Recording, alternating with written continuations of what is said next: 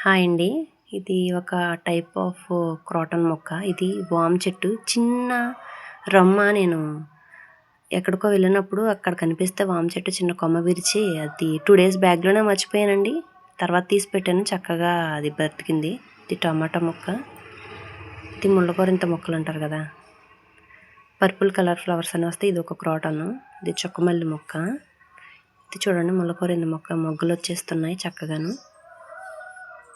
కింద ప్లేస్ లేక ఇలా డబ్బాల్లో వేసాను.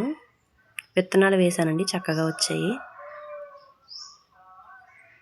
ఇంకా ఫ్లవర్స్ వచ్చేస్తాయి. ఇది మల్లి చెట్టు.